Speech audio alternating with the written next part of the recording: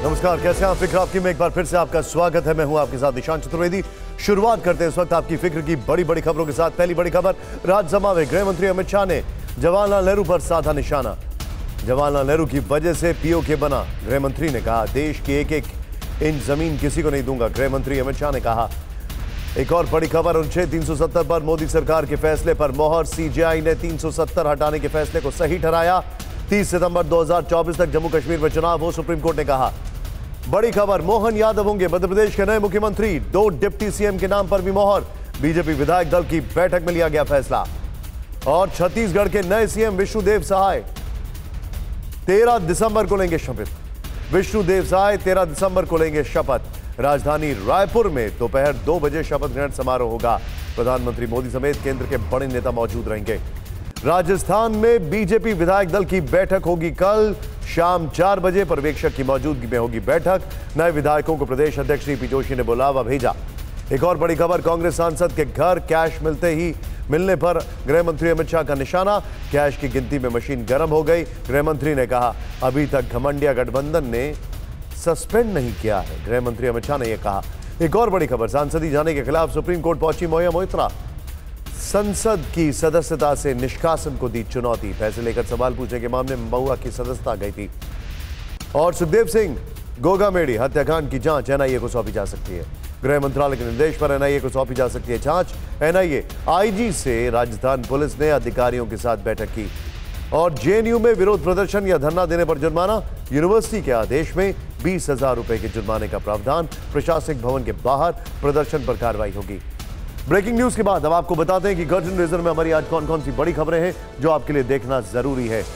पहली बड़ी खबर आ रही है, मध्य प्रदेश में करीब 17 साल बाद बदल गया राज्य। सोचिए, मोहन यादव, डॉक्टर मोहन यादव के सरप्राइज में क्या है 2024 का सियासी गुणाभाग। दूसरी खबर, राजस्थान में कल सीएम का ऐलान संभव है।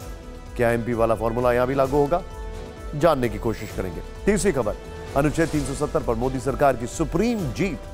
जम्मू कश्मीर पर अब आगे क्या होगा, पूरा जो रोड मैप है वो आपको देखना जरूरी है, हम आपको दिखाने वाले हैं। चौथी खबर, 355 करोड़ पर जाकर खत्म हुई काली कमाई की गिनती। अब ये नोट किसके खाते में जाएंगे, डिटेल में बताएंगे। और पांचवी खबर, दक्षिणी गाजा के खान यूनिस में नेतन्याहू का ट्रैप तैयार। कैसे सिंदबार पर होने वाला है आखिरी बार, खबर ये भी होगी। लेकिन सबसे पहले इस वक्त की बड़ी खबर, आज की सबसे बड़ी और चौंकाने वाली खबर है मध्य प्रदेश से।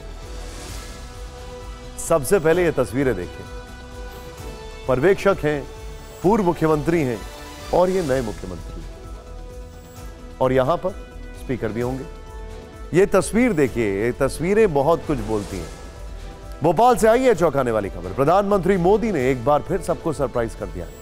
बीजेपी के एक फैसले के आगे सभी अटकलें और अनुमान फेल हो गए हैं। मुख्यमंत्री के कई बड़े दावेदारों को पछाड़ते हुए डॉक्टर मोहन यादव मुख्यमंत्री का चेहरा बन गए। भोपाल में हुई विधायक दल की बैठक में मोहन यादव के नाम का ऐलान किया गया। पूर्व मुख्यमंत्री शिवराज सिंह ने मोहन यादव के नाम का प्रस्ताव रखा, जिसका सभी विधायकों ने समर्थन किया। मुख्यमंत्री मोहन यादव के साथ 2 डिप्टी सीएम होंगे। जगदीश देवड़ा और राजेंद्र शुक्ला को डिप्टी सीएम बनाया जाएगा। पूर्व केंद्रीय मंत्री नरेंद्र सिंह तोमर विधानसभा अध्यक्ष होंगे। नरेंद्र सिंह तोमर मुरैना जिले से दिमनी सीट से विधायक चुने गए हुए हैं। मध्य प्रदेश में मुख्यमंत्री हो या डिप्टी सीएम, ये नाम हैरान करने वाला है, क्योंकि बड़े बड़े पॉलिटिकल पंडित सीएम की रेस में शिवराज सिंह चौहान, नरेंद्र सिंह तोमर और प्रहलाद पटेल को सबसे आगे बता रहे थे। इनमें से किसी एक को मुख्यमंत्री बनाए जाने को लेकर कई दलीलें दी जा रही थी, लेकिन सारी दलीलें, सारे एनालिसिस, सारे कयास धरे के धरे रह गए। विधायक दल की बैठक से मोहन यादव का हैरान करने वाला नाम सामने आया। ओबीसी समुदाय से आने वाले मध्य प्रदेश के नए मुख्यमंत्री मोहन यादव उज्जैन दक्षिण से विधायक हैं। 58 साल के मोहन यादव पहली बार 2013 में विधायक चुने गए थे। 9,000 कुछ वोटों से चुनाव जीते थे। वो लगातार तीसरी बार विधायक बने। इस बार 13,000 वोटों से चुनाव जीते। मोहन यादव 2020 में कैबिनेट मंत्री बनाए गए थे। वो शिवराज सरकार में उच्च शिक्षा मंत्री थे। संघ के करीबी मोहन यादव ने छात्र राजनीति की शुरुआत अखिल भारतीय विद्यार्थी परिषद से की। वो 1982 में माधव विज्ञान महाविद्यालय छात्र संघ के सह सचिव चुने गए। 1984 में छात्र संघ के अध्यक्ष चुनाव जीते थे।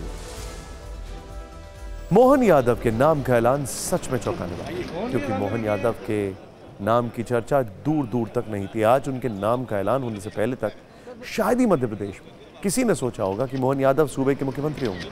58 वर्ष के मोहन यादव ने 41 साल 41 ईयर्स से राजनीति में सक्रिय हैं। नाम का ऐलान होने के बाद मोहन यादव पार्टी के सीनियर नेताओं के साथ राजभवन गए।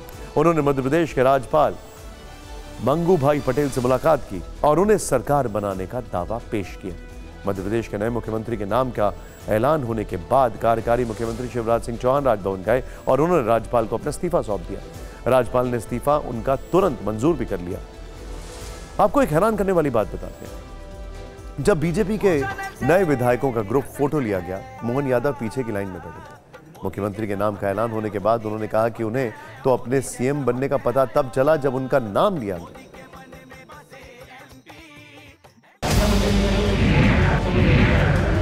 कि भारतीय जनता पार्टी का ये तंत्र ही ऐसा है कि छोटे से कार्यकर्ता को बड़ी से बड़ी जवाबदारी देती है। आज विधायक दल की बैठक में बैठे थे और आकस्मिक में तो सहजता से अपना पीछे की पंक्ति में बैठ करके अपना काम कर रहा था। अचानक वहाँ जो घोषणा की है, मैं निश्चित रूप से सबका आभार भी मानता हूँ और उससे विकास के काम को आगे बढ़ाना, यशस्वी प्रधानमंत्री के काम को आगे बढ़ाना। बीजेपी में भी लगातार तीसरी बार से वो जो विधायक बन रहे हैं, जमीन से जुड़े हुए कार्यकर्ता हैं, उज्जैन से विधायक हैं और निश्चित रूप से जो यहाँ तक मध्य प्रदेश की यात्रा, विकास यात्रा चली है, इसको और आगे बढ़ाने की भूमिका उनकी रहेगी। मध्य प्रदेश को नए मुख्यमंत्री मिल गया, उनको बहुत बधाई, उनका अभिनंदन। मध्य प्रदेश के लिए जो अच्छे से अच्छा कदम होगा, तो एक सामान्य अच्छे कार्यकर्ता को आज विधायक दल का नेता चुना गया है। बहुत बहुत बधाई।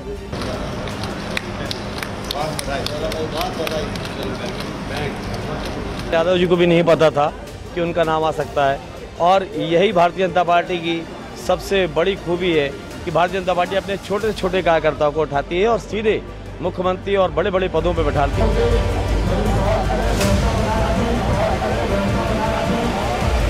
एक जमीनी कार्यकर्ता को जो मौका दिया है, इसको कहते हैं भारतीय जनता पार्टी जो करती है वो ऐसे काम करती है जो एक आम कार्यकर्ता के लिए जो अंतिम छोर तक फायदा मिलता है, वो आज देखने को मिला है।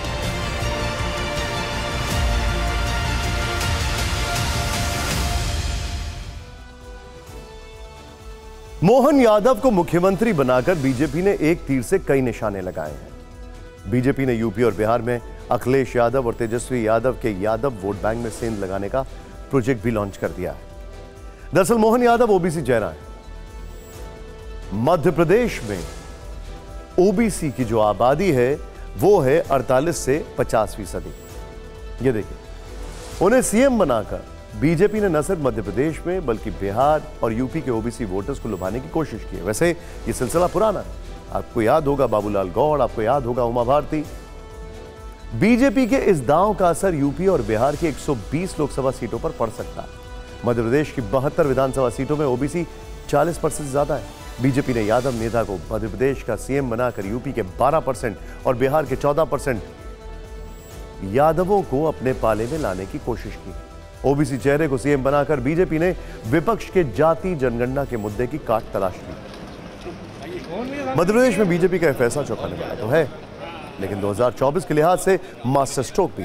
बीजेपी आला कमान ने एक फैसले से मध्य प्रदेश में सभी जातियों को साधने की कोशिश की है।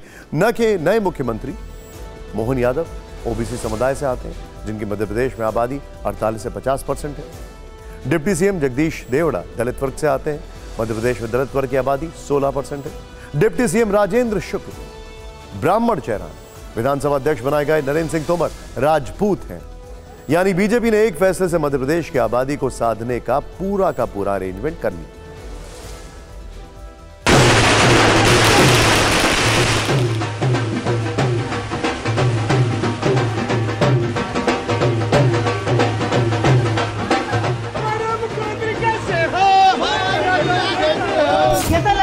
अच्छे लगते हैं। खुशी हो रही है जब भी जान के आप सबके सामने पता चल रहा है। बता नहीं सकते कि बहुत कितनी खुशी हो।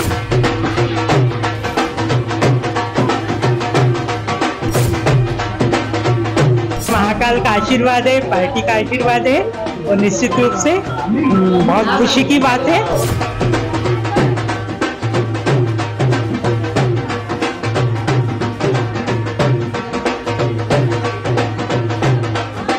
एक एक सीढ़ी एक एक कड़ी मेहनत से चढ़ी है उसका फल आज हमारे मामा जी को हम सबको मिला है, क्योंकि उनने और ईमानदारी से, बहुत ईमानदारी से करा है देश के लिए काम, तो उसका फल उनको मिला है। हाँ, मेहनत किया था, भगवान ने फल दिया है और मेहनत करेंगे आगे चल के।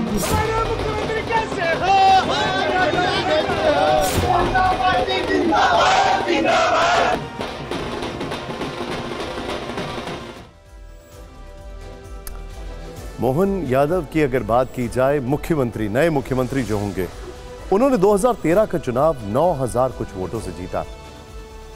2018 में अच्छी जीत थी, करीब 18-19 हजार वोटों से जीता, और इस बार मुकाबला जो था वो बहुत कड़ा था, तो 13,000 वोट से वो जीत के आए। एक अर्बन सीट से आते हैं। वैसे मोहन यादव को लेकर बीजेपी ने जिस तरह आज चौंकाया है वो पहली बार नहीं है। हरियाणा में भी सारे कयासों को दरकिनार करते हुए मनोहर लाल खट्टर को मुख्यमंत्री बनाया गया था। बीजेपी ने यही काम उत्तराखंड में किया जब पुष्कर सिंह धामी को मुख्यमंत्री बनाया गया। इसी तरह गुजरात में भूपेंद्र पटेल को मुख्यमंत्री बना दिया गया था। यह ऐसा नाम है जिन्हें सीएम बनने से पहले तक ज्यादातर लोग नहीं जानते। छत्तीसगढ़ और मध्य प्रदेश में मुख्यमंत्री तय हो गया, लेकिन राजस्थान को लेकर सस्पेंस है। राजस्थान में फिलहाल मामला अटका हुआ है। सवाल यह है कि क्या राजस्थान में भी मध्य प्रदेश और छत्तीसगढ़ वाले फॉर्मूले पर मुख्यमंत्री चुना जाएगा। सवाल यह है कि क्या मध्य प्रदेश और छत्तीसगढ़ की तरह राजस्थान में भी बीजेपी नए चेहरे को आगे करेगी, या फिर 2 बार मुख्यमंत्री रह चुकी वसुंधरा राजे तीसरी बार कुर्सी संभालेंगी। वैसे विधायक दल की बैठक कल होनी है। कल शाम 4 बजे जयपुर में बीजेपी ऑफिस में विधायक दल की बैठक होगी। दोपहर 1:30 बजे से बीजेपी के नए विधायकों का रजिस्ट्रेशन शुरू होगा। रक्षा मंत्री राजनाथ सिंह के नेतृत्व में पर्यवेक्षकों की टीम विधायक दल की बैठक में मौजूद रहेगी। लेकिन विधायक दल की बैठक से पहले जयपुर में जबरदस्त सियासी हलचल है।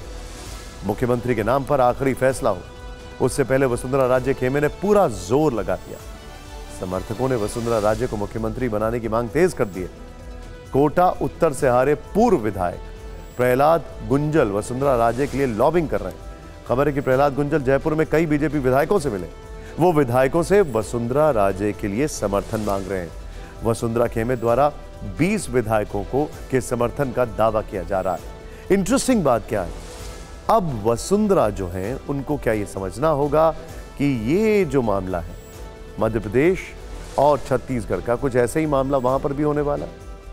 सवाल खड़ा यह होता है कि जो मुख्यमंत्री तय होने से पहले की घटनाक्रम है और जिसमें वसुंधरा का नाम बड़े तरीके से कई जगह आया है, क्या उससे उनको नुकसान होगा? और सवाल खड़ा यह होता है ये जो लॉबिंग की जा रही है, इससे क्या बीजेपी के टॉप ब्रास में कोई फर्क पड़ने वाला है? ये रिपोर्ट देखते हैं। राजस्थान का मुख्यमंत्री कौन होगा ये कोई नहीं जानता, लेकिन कल से लेकर आज पूरे दिन वसुंधरा राजे के घर समर्थकों का तांता लगा रहा। कुछ विधायक सार्वजनिक रूप से तो कुछ छिपते छिपाते वसुंधरा से मिल रहे हैं। सूत्रों के हवाले से खबर है कि कोटा उत्तर से हारे हुए विधायक प्रहलाद गुंजल वसुंधरा राजे के लिए लॉबिंग कर रहे हैं। उनके साथ 20 विधायकों के होने का दावा किया जा रहा है। आप तो चाह रहे हैं वसुंधरा जी सीएम बने, आप समझे नहीं बात को। आप किसको चाहते थे सीएम बने? मैं एमएलए होता और इसका हिस्सा होता अपनी राय देने का, तो मैं राय देता। आप विश्वास पात्र है ना वसुंधरा जी के, और आप चाह रहे हैं वो सीएम बने, है ना? आप कह रहे भाई, तो हम भी कह रहे हैं कि आप हैं, तो आप चाहते हैं वो सीएम बने। इस पर मैं कल कह चुका हूँ। मेरे क्षेत्र के दोनों प्रधान आए, इनको मिलवाने, कटसे के नाते मिलवाने के लिए, वसुंधरा जी को मिलवाने के लिए। आपकी भी तो ये इच्छा है कि वो सीएम बने वसुंधरा जी? हम तो अभी मिलवाने के लिए हैं। आपके हाथ जोड़ता हूं भाई, ये भाई हाथ जोड़ लूं मैं। वसुंधरा राजे के घर के अंदर समर्थकों की भीड़ थी, तो गेट पर दिन भर मीडिया के कैमरे लगे रहे। वसुंधरा राजे की मीडिया सलाहकार महेंद्र भारद्वाज से सवाल पूछे गए तो वो मीडिया से ही उलझ गए। क्या बात होगी, क्या बात होगी? ऐसे आप चिल्ला के क्यों बात कर रहे हैं? मैं तो आप हाथ जोड़ के कह रहा हूँ कि आप कैमरे अंदर मत घुसो। और तो विधायक कितने अंदर, अभी अंदर विधायक कितने हैं? अंदर विधायक अंदर मैं मुझे पता नहीं कितने हैं, मुझे जानकारी नहीं, मैंने नहीं देखा। आपके सामने कोई नहीं।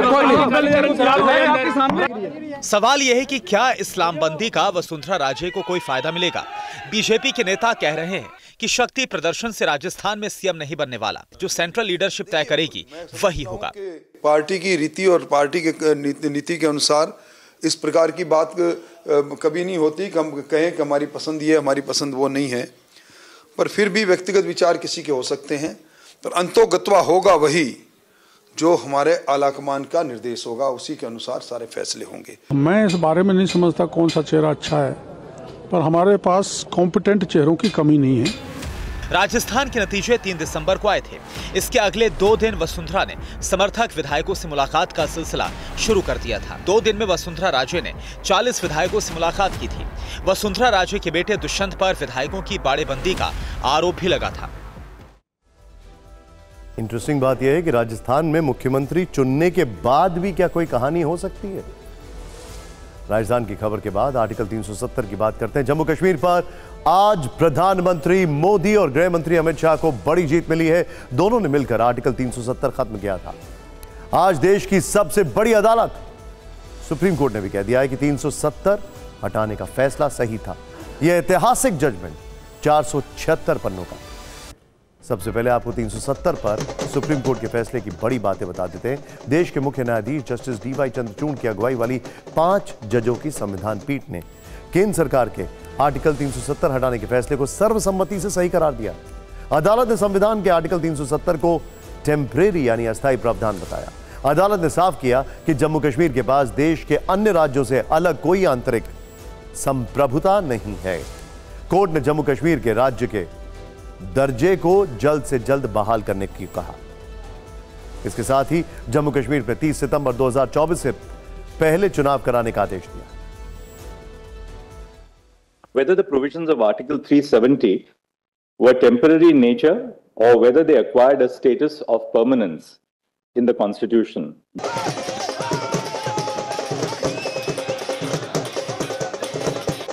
जम्मू कश्मीर से आर्टिकल 370 हटाकर मोदी सरकार ने विकास का जो रास्ता खोला था उस पर 4 साल 4 महीने और 6 दिन बाद सुप्रीम कोर्ट की भी मुहर लग गई। 16 दिनों की मैराथन सुनवाई के बाद मुख्य न्यायाधीश DY चंद्रचूड़, न्यायमूर्ति संजय किशन कौल, न्यायमूर्ति संजीव खन्ना, न्यायमूर्ति BR गवई और न्यायमूर्ति सूर्यकांत की संवैधानिक पीठ ने यह अहम फैसला सुनाया।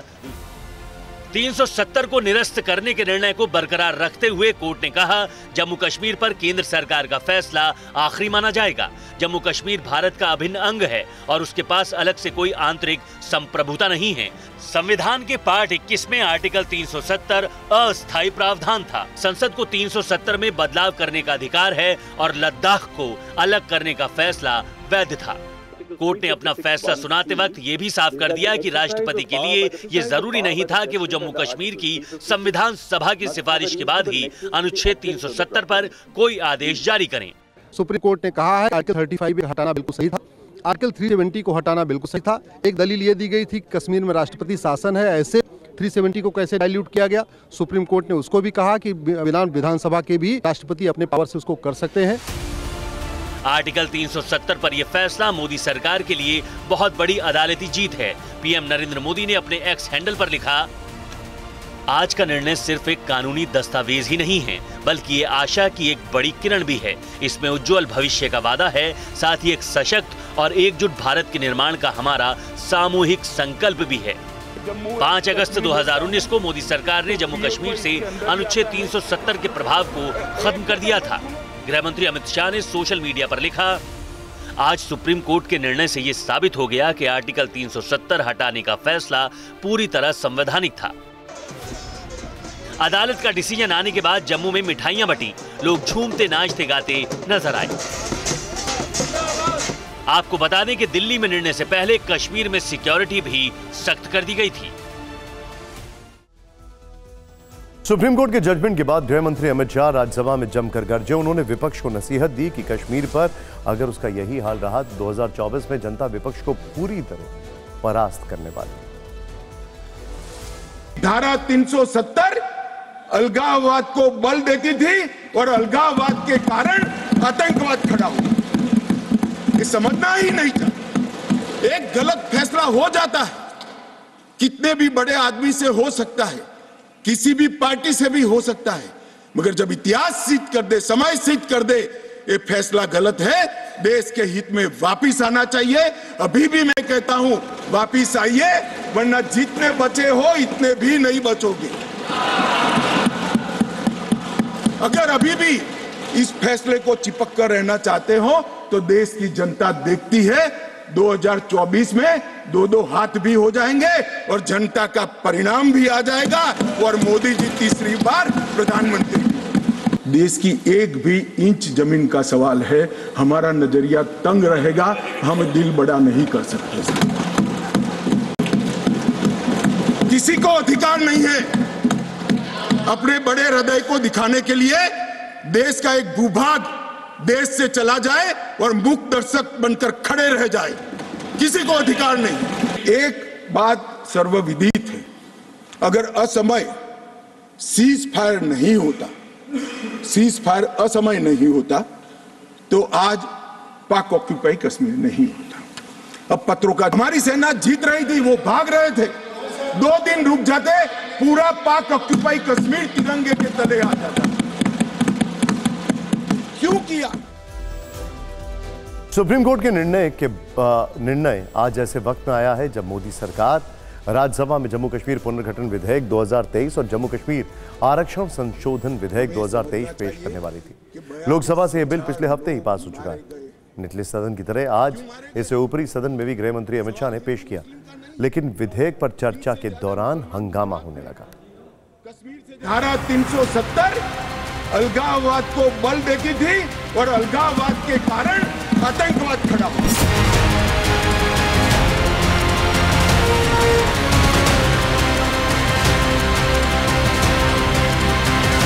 कि दर्द की रात गई, गम के जमाने भी गए और मोदी जी की हिम्मत से कई दाग पुराने भी गए। कैसे खत्म किया है लोकतंत्र और कैसा बना दिया है हाल। कब करेगी भाजपा कश्मीर में लोकतंत्र का बहाल, सीधा एक मुद्दा है। अब तक आप रिमोट कंट्रोल सरकार चलाना चाहते हैं।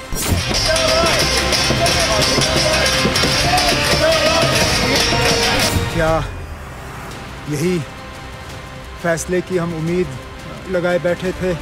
बिल्कुल नहीं। हमने सुप्रीम कोर्ट का दरवाज़ा खटखटाया था क्योंकि हम इंसाफ की उम्मीद कर रहे थे।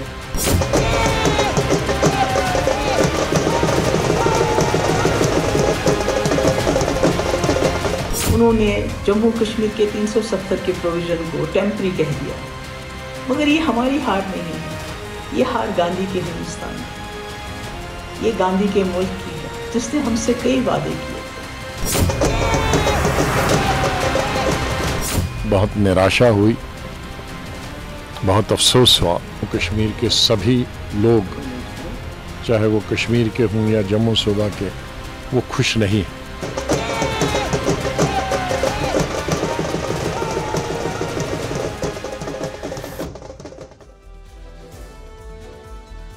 जो लोग ये कह रहे हैं सुप्रीम कोर्ट के फैसले के बाद इस देश के बड़े बड़े पॉलिटिशियंस हैं कि हमें न्याय की उम्मीद नहीं थी, वो क्या कहना चाहते हैं? देश की सर्वोच्च अदालत का यह फैसला है।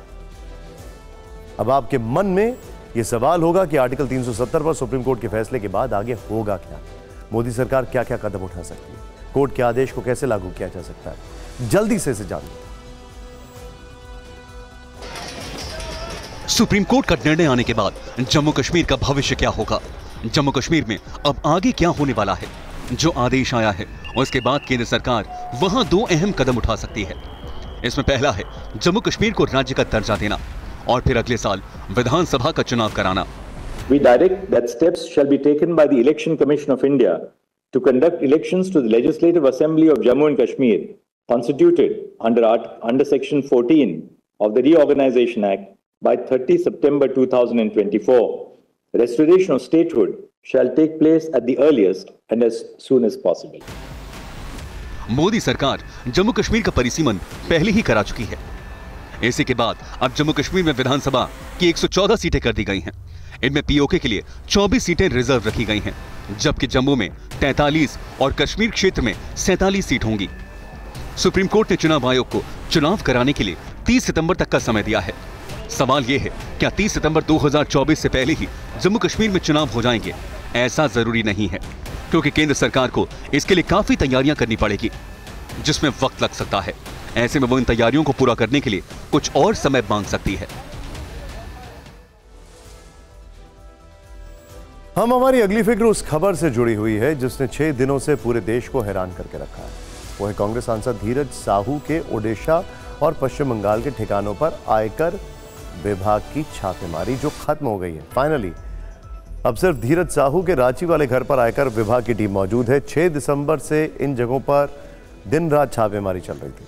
अब तक कुल 355 करोड़, मैं फिर से बोलता हूं 355 करोड़ रुपए मिले। यह देश के इतिहास में सबसे बड़ी रिकवरी है। 6 दिनों तक 3 बैंक है, 50 से ज्यादा कर्मचारी, 40 से ज्यादा नोट गिनने की मशीनें लगातार काम करती रही। यही नहीं, नोट बाइंडिंग के लिए भी बड़ी बड़ी मशीनें लगाई गई हैं। सोचिए, जिस नोट को गिनने में 6 दिन लग गए, जिनको रखने के लिए 1-2 दिन नहीं बल्कि 9 अलमारियां भी कम पड़ गईं, 176 बैग भी कम पड़ गए, बैंक ले जाने के लिए ट्रक लाना पड़ा, कैश इतना था कि कई मशीनें लग गईं। अब इन नोटों को लेकर बड़ा सवाल यह है कि ये सारा कैश जाएगा कहां, किस बैंक में रखा जाएगा, इनका आगे क्या होगा? तो आज हम आपको ये बताएंगे। इसके साथ ही इस कैश पर जारी सियासत भी दिखाएंगे, लेकिन पहले ये रिपोर्ट देखें जिसमें सारे सवालों के जवाब हैं।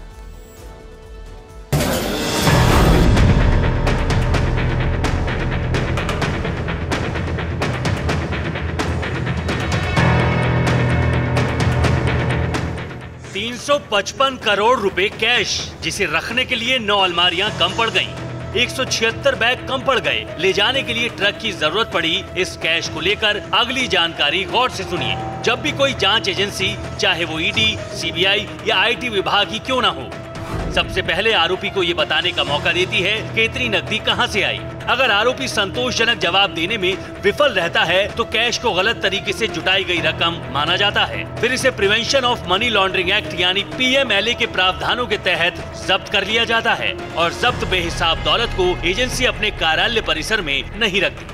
कैश मनी को लेकर आगे की असल प्रक्रिया भी यहीं से शुरू होती है। गिनती पूरी होने के बाद कैश को गवाहों की मौजूदगी में बक्सों में सील कर स्टेट बैंक ऑफ इंडिया की शाखा में ले जाया जाता है, जो इस केस में हो चुका है। वहां इसे एजेंसी के पर्सनल डिपॉजिट यानी पीडी खाते में जमा किया जाता है। अब मामला विचाराधीन होने तक ना तो ईडी, न बैंक, न ही सरकार के पास इसे इस्तेमाल करने का अधिकार होगा। खास तौर से इस कैश के लिए एजेंसी के पास 180 दिनों का वक्त होगा। सही जवाब नहीं मिलने पर 180 दिनों में इस राशि को अटैच करने के लिए लिखित आदेश जारी होगा। हालांकि इस दौरान एजेंसी को कैश जब्त करने की कानूनी वैधता साबित करनी पड़ेगी। अगर एजेंसी ऐसा करने में विफल रहती है तो पैसा ऑटोमेटिक आरोपी को वापस मिल जाएगा। वैसे ये इतना आसान होता नहीं है। दोषी पाए जाने पर पैसा सरकारी संपत्ति बन जाता है। बाद में कैश को केंद्र सरकार के खजाने में ट्रांसफर किया जाता है। वैसे हम आपको ये फिर बता दें कि पैसे का उपयोग कैसे किया जाएगा ये मामले के नतीजों पर ही निर्भर करता है। इसमें सबसे खास बात ये है कि नकदी का इस्तेमाल सिर्फ अदालत में मामला खत्म होने के बाद ही किया जा सकता है। इस 355 करोड़ का कनेक्शन कांग्रेस सांसद से है, लिहाजा इस पर सवाल भी उठ रहे हैं और राजनीति भी होगी। इस मुद्दे पर संसद भवन के बाहर आज बीजेपी के राष्ट्रीय अध्यक्ष जेपी नड्डा ने भी खुद मोर्चा संभाला और भ्रष्टाचार पर कांग्रेस से जवाब मांगा। हालांकि कांग्रेस इस मुद्दे से पल्ला झाड़ रही है और इसे नोटबंदी की विफलता बता रही है, लेकिन बीजेपी धीरज साहू को लेकर किस कदर हमलावर है, इसका अंदाजा इन तस्वीरों से लगाया जा सकता है। ऐसा लगता है कि 2024 की जंग से पहले ही कांग्रेस सांसद धीरज साहू ने पार्टी की परेशानी बढ़ा दी है। किस तरह इस पूरे मामले पर राजनीति हो रही है, इसे आप हमारी कुछ सेकंड की इस छोटी सी न्यूज रिपोर्ट में देख सकते हैं।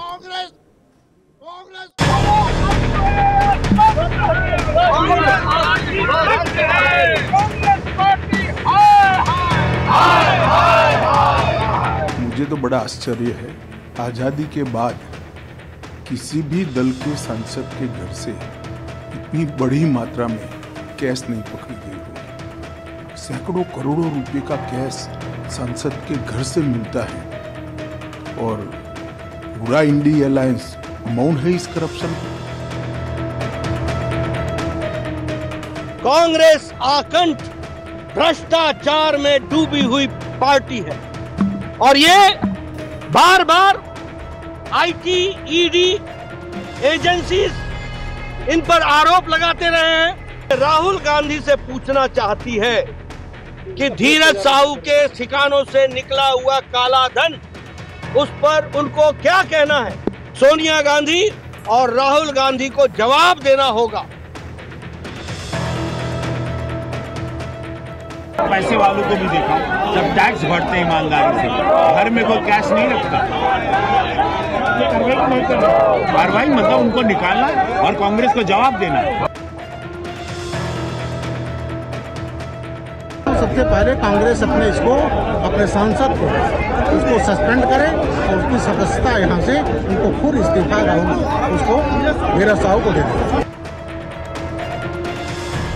शादियों से उनकी अपना बिजनेस कहाँ कमाए, इससे कमाए, सरकार तफ्तीश करे, पता करे। इसके साथ कांग्रेस पार्टी के कहाँ ताल्लुकात है? कांग्रेस पार्टी के कहीं सारोकार है? पता बताओ। कांग्रेस पार्टी के साथ इसका कोई सारोकार नहीं है। पहली बार पैसे को अनाथ होते हुए देख रहे हैं हम। हालांकि ये पहली बार नहीं है, थोड़ा मैं एग्जैजरेट कर रहा हूं। इन सब के बीच कांग्रेस सांसद धीरज साहू का एक पुराना ट्वीट भी काफी चर्चा में है, जिसे बीजेपी ने शेयर किया है। इस ट्वीट में साहू ने लिखा है कि नोटबंदी के बाद भी देश में इतना काला धन और भ्रष्टाचार देखकर मन व्यथित हो जाता है। उफ, मेरी तो समझ में नहीं आता है कि कहां से लोग इतना काला धन जमा कर लेते हैं। अगर इस देश से भ्रष्टाचार कोई जड़ से खत्म कर सकता है तो सिर्फ कांग्रेस पार्टी है। मेरी तो आंखें भर आई ये पढ़ते पढ़ते, ऐसा लोग कुछ कह सकते हैं, मैं नहीं कह रहा हूं। शायद यही वजह है कि धीरज साहू के साथ ही कांग्रेस पर भी सवाल उठ रहे हैं। जैसा कि बताया जा रहा है कि धीरज साहू का परिवार झारखंड में 40 सालों से शराब के कारोबार से जुड़ा है। धीरज साहू तीसरी बार राज्यसभा सांसद बने। साल 2018 के चुनावी हलफनामे में धीरज साहू ने अपने ऊपर 2.36 करोड़ रुपए का कर्ज बताया था। कुल संपत्ति 34 करोड़ बताई थी, जबकि उनके ठिकाने से 355 करोड़ जब्त हुए। सियासी आरोपों के बीच अब आपको एक दिलचस्प आंकड़ा दिखाते हैं जो पिछले 8 साल का है। अप्रैल 2014 से लेकर मार्च 2022 तक ईडी की कार्रवाई में 99,356 करोड़ रुपए जब्त हुए। इस दौरान ईडी ने करीब 3,000 से ज्यादा छापेमारी की। ठीक इसी दौरान foreign exchange management act FEMA के तहत भी बड़ी कार्रवाई की गई। 22,330 केस में 6,376 करोड़ रुपए का जुर्माना भी लगाया गया। अब खबर अलग, थोड़ी सी अलग। हम बात करते हैं उस युद्ध की जो आज पूरी दुनिया को दहला रहा है, चिंतित कर रहा है, क्योंकि ये मिडिल ईस्ट से अब बाहर निकलता दिखाई दे रहा। अब इस युद्ध के और विस्तार की आशंका बढ़ गई। 66 दिन से जारी युद्ध में इजराइल को अमेरिका से बड़ी सैन्य मदद का रास्ता साफ हो गया। इजराइल को अमेरिका से 14,000 टैंक के शेल्स मिलेंगे। अमेरिका इजराइल के बीच $106.5 मिलियन की सैन्य डील हुई है। बाइडेन प्रशासन ने इमरजेंसी सेल को मंजूरी दे दी, यानी जो अमेरिका पहले इजराइल से एक हफ्ते में युद्ध को किसी अंजाम तक पहुंचाने के लिए दबाव डाल रहा था, लगता है कि अब उसने नेतन्याहू को हमास के खिलाफ विध्वंसक हमले के लिए फ्री हैंड दे दिया है। बीते 24 घंटों में भी आईडीएफ ने हमास के खिलाफ ऑपरेशन तेज कर दिया है।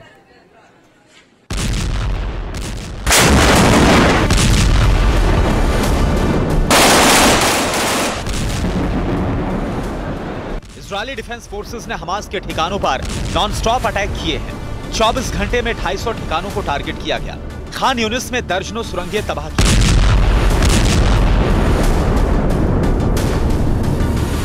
इजरायली सैनिकों ने हमास के कई हथियार भी जब्त किए हैं। खान यूनिस इजरायली ऑपरेशन के दौरान हमास के कई लड़ाकों को ढेर किया गया। आईडीएफ के हमलों से खान यूनिस का आसमान जैसे बारूदी अंधेरे में खो गया।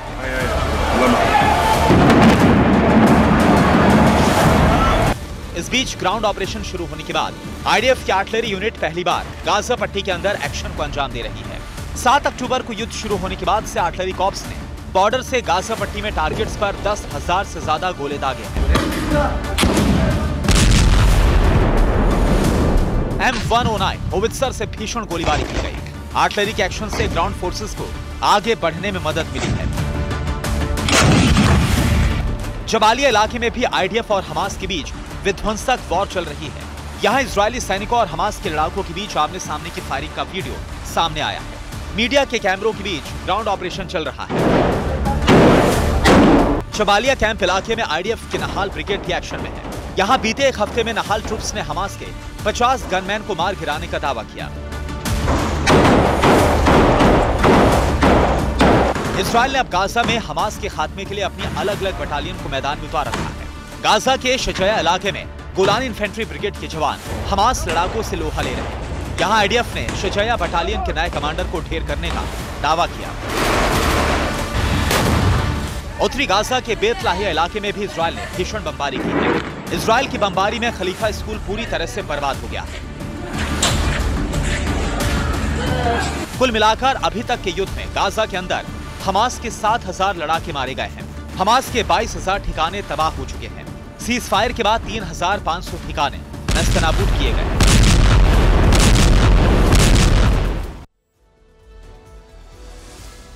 इजरायली हमलों के जवाब में हमास ने भी बीते 24 घंटों में आईडीएफ पर भीषण पलटवार किया। दक्षिण गाजा के खान यूनिस में हमास इजरायली सैनिकों के खिलाफ गुरिल्ला युद्ध कर रहा है। हमास के लड़ाके घात लगाकर इजरायली फोर्सेस और वाहनों को टारगेट कर रहे हैं।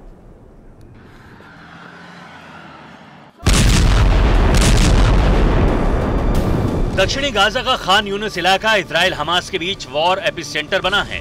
इस इलाके में बीते कई दिनों से विध्वंसक युद्ध चल रहा है। आईडीएफ एयर स्ट्राइक और ग्राउंड ऑपरेशन से हमास ठिकानों को टारगेट कर रही है, तो हमास ने भी गुरिल्ला वॉर से आईडीएफ को बड़ा झटका दिया है। खान यूनिस में हमास लड़ाकों ने आईडीएफ के काफिले पर घात लगाकर अटैक किया। मोर्टार के जरिए काफिले को टारगेट किया गया। इजरायली सैनिकों की छापेमारी के दौरान यह हमला हुआ। अब हमास इजरायली सेना के खिलाफ ड्रोन का इस्तेमाल कर रहा है। बॉम्बर ड्रोन्स के जरिए इजरायली टैंक्स को निशाना बनाया जा रहा है। आईडीएफ के मरकावा टैंक पर हमास लड़ाकों ने ड्रोन से ग्रेनेड गिराया है। हमले में मरकावा टैंक को भारी नुकसान के साथ इजरायली सैनिकों के मारे जाने का दावा किया जा रहा है।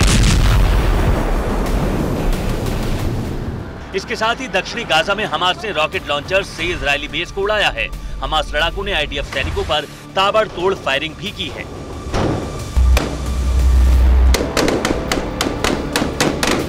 हमास ने इजरायल को धमकी दी है कि हमास की शर्तें नहीं मानने पर इजरायली बंधक जिंदा नहीं मिलेंगे। हमास ने पिछले 10 दिनों में कई इजरायली सैनिकों के मारे जाने के साथ 180 आर्मर्ड व्हीकल तबाह करने का दावा किया है।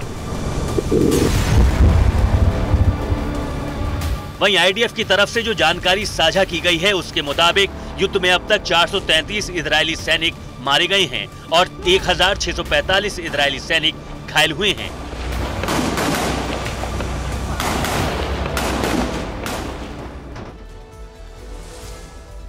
इस बीच दक्षिण गाजा के खान यूनिस में हमास के डिप्टी चीफ याह्या सिनवार के खात्मे की तैयारी तेज हो गई। इजरायल ने हजारों किलो बारूद खान यूनिस पहुंचा दिया। आईडीएफ ने अपने सैनिकों के लिए 7,000 किलो जंगी सामान विमान के जरिए खान यूनिस में गिराया। साल 2006 की लेबनान जंग के बाद पहली बार आईडीएफ ने हथियार गिराए हैं, यानी सिनवार के साथ हमास के पूरी तरह सफाई का प्लान तैयार हो गया।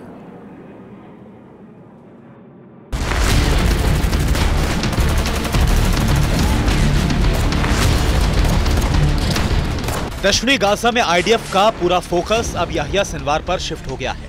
हमास के ठिकानों पर बमबारी हो रही है। ग्राउंड फोर्सेस चप्पे चप्पे की तलाश कर रही है। किसी भी तरह सिनवार की सफाई की पूरी तैयारी है।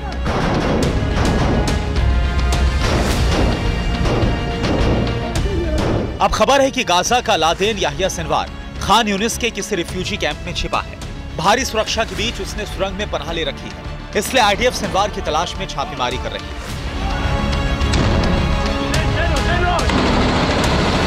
खबरें हैं कि अरब देश भी अब सिनवार का साथ छोड़ चुके हैं, क्योंकि उन्हें लगता है कि सिनवार के अंत के साथ ही गाजा पर हमलों का अंत होगा। इस बीच नेतन्याहू ने हमास के लड़ाकों को धमकी दी है कि सिनवार के लिए जान देने वाले लड़ाके सरेंडर कर दें। सिनवार का बचना नामुमकिन है, वो सरेंडर करके अपनी जान बचा सकते हैं। इस बीच हमास के एक पूर्व मंत्री ने भी सिनवार के खिलाफ बयान दिया है। यूसुफ अल मानसी ने कहा कि सिनवार को भव्यता का भ्रम है और गाजा की जनता उसका समर्थन नहीं करती है। 7 अक्टूबर का नरसंहार एक पागलपन था। साफ है कि सिनवार अब अकेला पड़ रहा है। गाजा के लोगों के साथ अरब देश भी उससे हाथ छुड़ाने लगे हैं, क्योंकि उन्हें लगता है कि सिनवार के अंत के साथ ही इजरायल युद्ध के खात्मे का ऐलान कर देगा।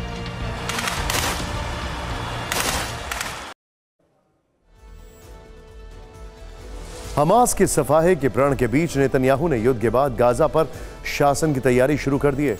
नेतन्याहू ने गाजा पर कब्जे का प्लान बनाने के लिए सीक्रेट टीम बनाई है।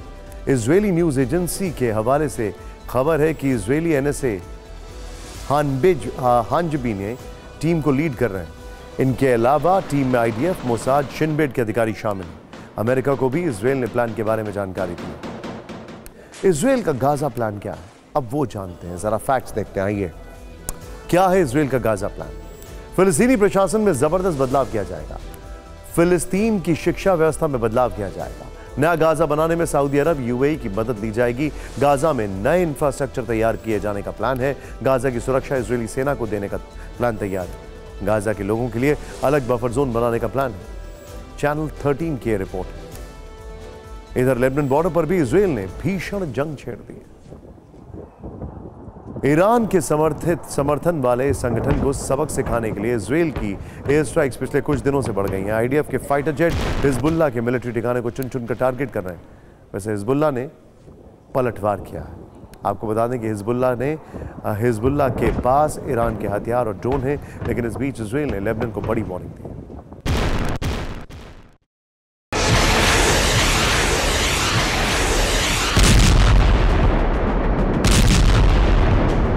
इजरायली सेना की बेशुमार बमबारी से लेबनान बॉर्डर दहल रहा है।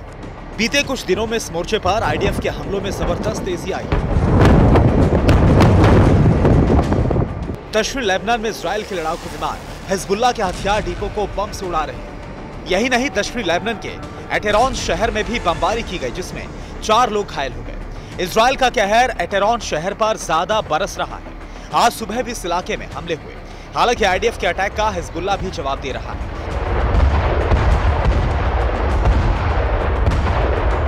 लेकिन इजरायल ने लेबनान को बड़ी वार्निंग दी है और कहा है कि 48 घंटे में हिजबुल्लाह अपनी पोजीशन पर लौटे।